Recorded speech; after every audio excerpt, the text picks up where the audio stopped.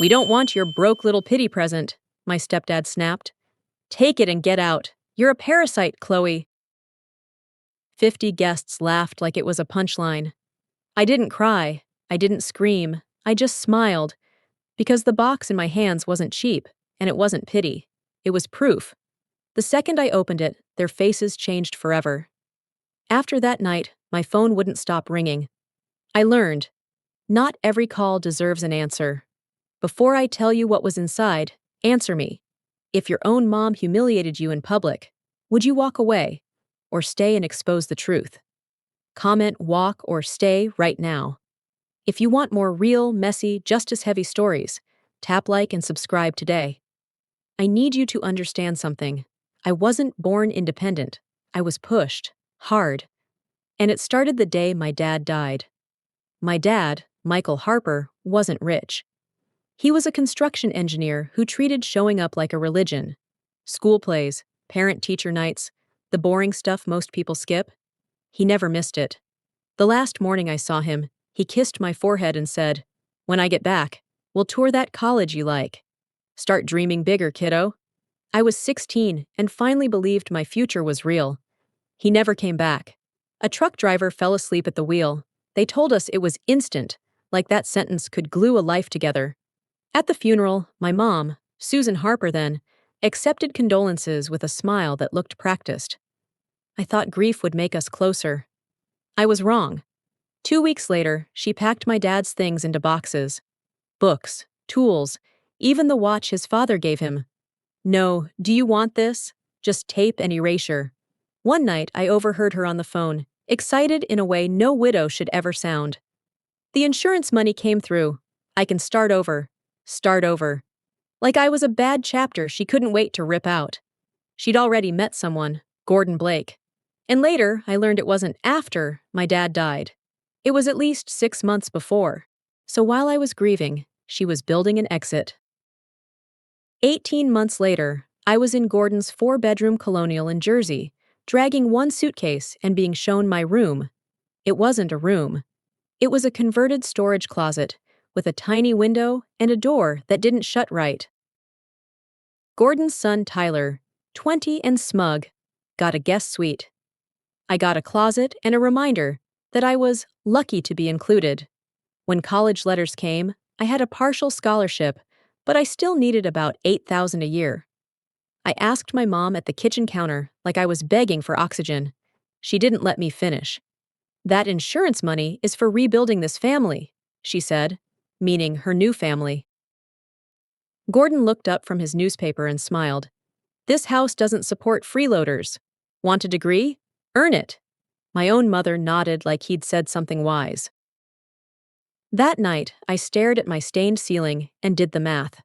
No savings, no safety net, and a deadline. Gordon had made it clear I'd be out the day I turned 18. I was 17 and terrified, with nowhere to go. I could feel myself tipping toward the thing they'd already decided I was. Some failure who couldn't survive alone. Then my phone buzzed. Unknown Boston number. I almost ignored it. But I answered, and a woman's voice said, "Chloe, it's Janet, your aunt, Michael's sister. I know your mom doesn't want us talking, but your dad left something for you." I took a bus to Boston like I was sneaking out of my own life. Aunt Janet met me at the station and hugged me so tight I had to swallow a sob. In her apartment, she placed a small wooden box on the table. Inside was a passbook in my name. My dad had opened it when I was 3 and fed it every month, $20, $50, whatever he could. The last entry, $47,000. I couldn't breathe. Not because of the money, because of the love. Because he knew. He knew my mom couldn't be trusted with my future. There was also a letter, his handwriting.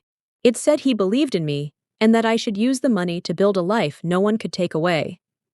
I cried the way you cry when something inside you finally unclenches. When I went back, my mom found out and got furious, not guilty. Gordon stepped in, called my dad dead, and told me, "After graduation, you're out. No negotiations." Fine. 3 weeks later, I graduated with an empty seat where family should have been. I packed 2 suitcases, left a note, Thanks for teaching me who I can depend on. And bought a one-way ticket to New York City. And if you've ever been shoved out of your own home, comment one word: crushed or fueled. New York didn't hug me when I arrived. It shoved me, just differently. Aunt Janet helped me find a tiny studio near campus. It wasn't glamorous, but it had a door that locked and a window that let sunlight in like it was permission. The first night, I sat on a bare mattress and felt panic and relief at the same time. Freedom is loud when you've never had it. Freshman year, I worked at a coffee shop before and after class, 30 hours a week. Some nights dinner was a day-old muffin and whatever caffeine I could afford. I slept in 4-hour chunks.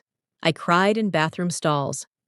Then I washed my face and walked back out like I was fine, because no one was coming to rescue me. Sophomore year, I landed an internship at a tiny interior design firm downtown. The pay was basically experience, but I treated it like an audition. I studied how my boss handled clients, how she turned a blank room into a story. She started trusting me with real work, layouts, sourcing, finishing details.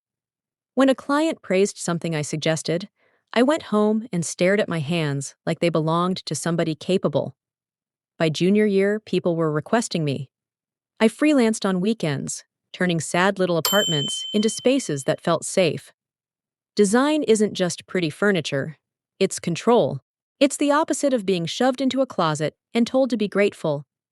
I graduated with honors, took a job at a Manhattan firm, and worked like I was still that 17-year-old with 2 suitcases. Promotions came fast. At 25, I was leading teams. At 27, I opened my own studio, Harper House Interiors. Small at first, just me, one assistant, and a lot of late nights. But the work got noticed. My client list grew quietly: doctors, attorneys, people with money who still wanted warmth. Every time I signed a new contract, I felt 2 things: pride and this ache, like I was proving myself to ghosts. Here's what I didn't do. I didn't post about it. No interviews. No look at me reels. I didn't want my mom finding me through a search bar. I wanted my success to be mine, not a trophy she could claim. The only people who knew everything were Aunt Janet and my fiancé, Ethan. I met Ethan at a networking event, one of those rooms full of name tags and fake smiles. He wasn't flashy, he was steady. When I finally told him what my mom and Gordon did, he didn't say, "Get over it." He said, "That was cruelty. I'm sorry." That sentence hit deeper than he realized. 10 years passed without a single call from my mom. Not on birthdays, not on graduation, nothing. Then, one Thursday in late September, an invitation showed up that made my pulse jump. Blake Residence, Cedar Grove, New Jersey. Thick cream card, silver lettering. You are cordially invited to celebrate the 15th wedding anniversary of Susan and Gordon Blake. 15 years. And now she remembered my name? Aunt Janet warned me she'd heard Gordon's business was struggling. Failed expansion, cuts, country club whispers. Your mother doesn't do anything without a reason, she said. I knew that in my bones. Still, I decided to go. Not because I missed her, because I was tired of carrying an unfinished sentence inside my chest. And yeah, I bought a gift. Ethan watched me wrap it and looked like he wanted to fight my past for me. Inside the box was a key and a deed. A 2-bedroom apartment in Manhattan, paid in full. Not a flex. A lifeline. I told myself it was a test.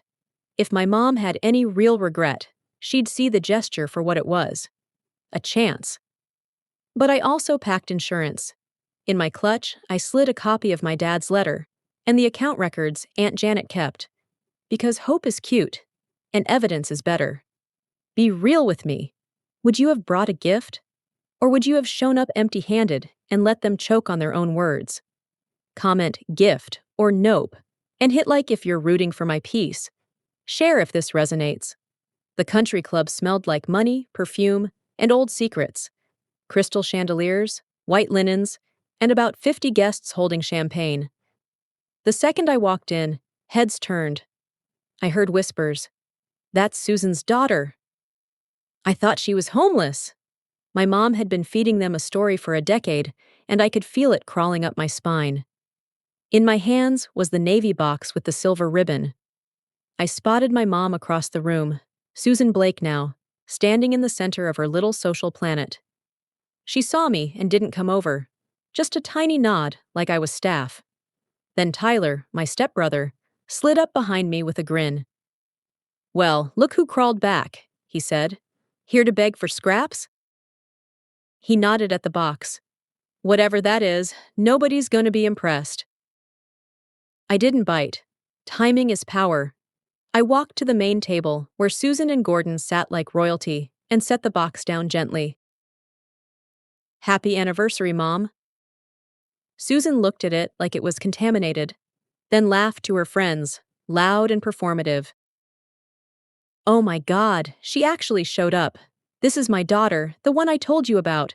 Couldn't finish college, can't keep a job, always looking for a handout." Gordon added, "Probably brought a clearance rack special." People laughed.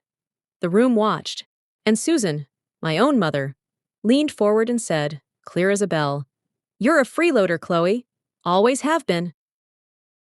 That's when Gordon stood up, scraped his chair back, and shoved the box into my chest. "We don't need your cheap gift. Take it and get out." Silence hit like a wall.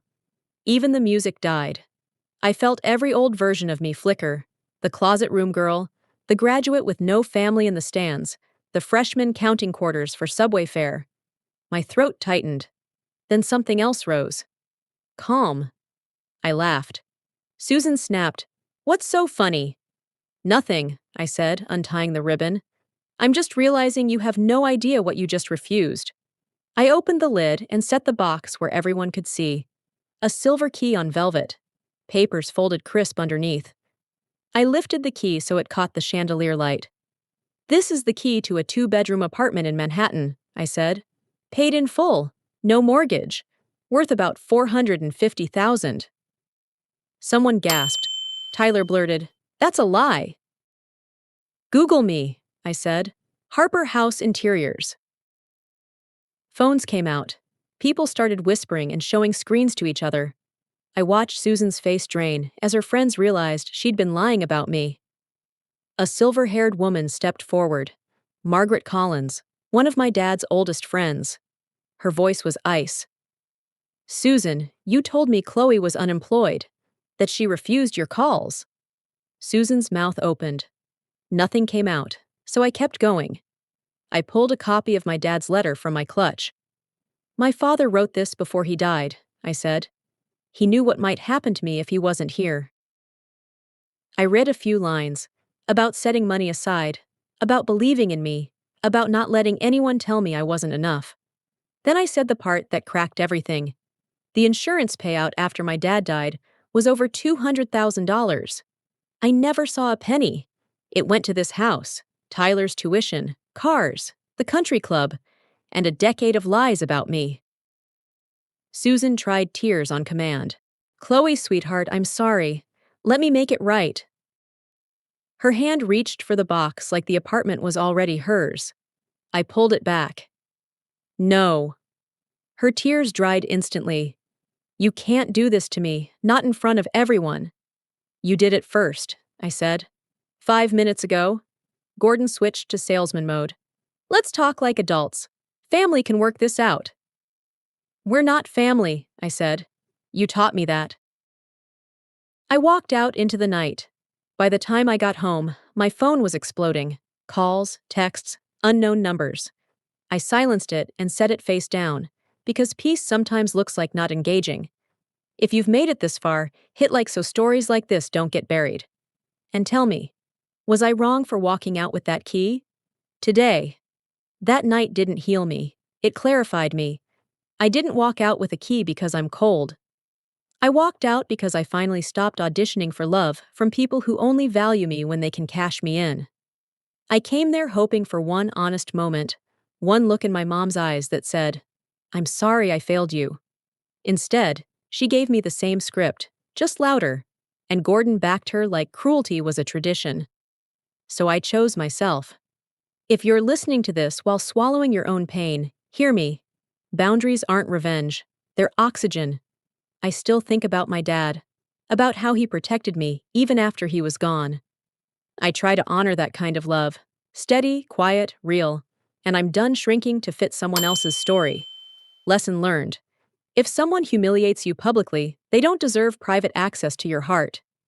So, am I in the wrong for exposing them and leaving with the gift I brought? Or was that the only way to finally close the chapter? Drop your take in the comments. And if this hit you, like, subscribe, and share it with someone who needs permission to choose themselves.